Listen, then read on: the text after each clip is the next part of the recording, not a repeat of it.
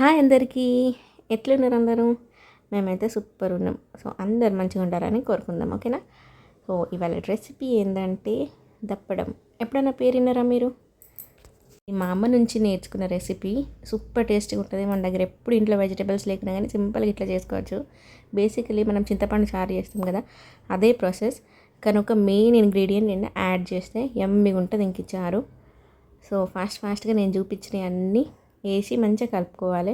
మిరపకాయలు, ఉప్పు, కారం, పసుపు, ఇంకా ఆనియన్స్ ఇవన్నీ వేసి కలుపుకొని లాస్ట్కి చింతపండు చారు పోసుకోవాలి. దాంట్లో పోసుకొని గ్యాస్ మీద పెట్టుకొని మంచిగా వాటర్ యాడ్ చేసుకోండి. వాటర్ యాడ్ చేసుకొని నేను ముందు పసుపు వేయడం మర్చిపోయినా, అందుకే ఇప్పుడు లాస్ట్లో తర్వాత పసుపు వేసిన. సో ఇప్పుడు ఇక్కడ చూపిస్తున్నా కదా.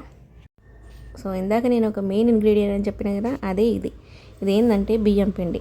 బియ్యం పిండిలో కొంచెం వాటర్ వేసుకొని మంచిగా కొంచెం పేస్ట్ లెక్క చేసుకొని ఆ పేస్ట్ అందులో పోసుకోవాలి అంతే, కొంచెం చిక్కబడే లెక్క. సో టేస్ట్ ఎంత మంచిగా ఉంటుందంటే అంత మంచిగా ఉంటుంది. మనం దీన్ని శనగపిండితో కూడా చేసుకోవచ్చు. కాకపోతే బియ్యం పిండి కొంచెం హెల్తీ కదా, కొంచెం శనగపిండి పడని వాళ్ళు కూడా ఉంటారు కదా. సో వాళ్ళు ఇట్లా బియ్యం పిండి కూడా యాడ్ చేసుకోవచ్చు. ఇంకా సూపర్ ఉంటుంది టేస్ట్. దీంట్లో వెజిటబుల్స్ కూడా యాడ్ చేసుకుంటారు, కానీ అవన్నీ వేసుకోకుండా డైరెక్ట్ ఓన్లీ పిండి పోసుకొని చేసుకుంటేనే సూపర్ ఉంటుంది ఇది. ఇంకా లాస్ట్కి ఏముంది, పోపు వేసుకోవాలి. పోపు వేసుకొని దాంట్లో పెట్టేస్తే వేడి వేడి అన్నంతో వేడి అప్పుడే వేసుకొని తింటే సూపర్ అబ్బా. ఇంకెందుకు లేట్, ఫాస్ట్గా చేసుకొని తినేయండి.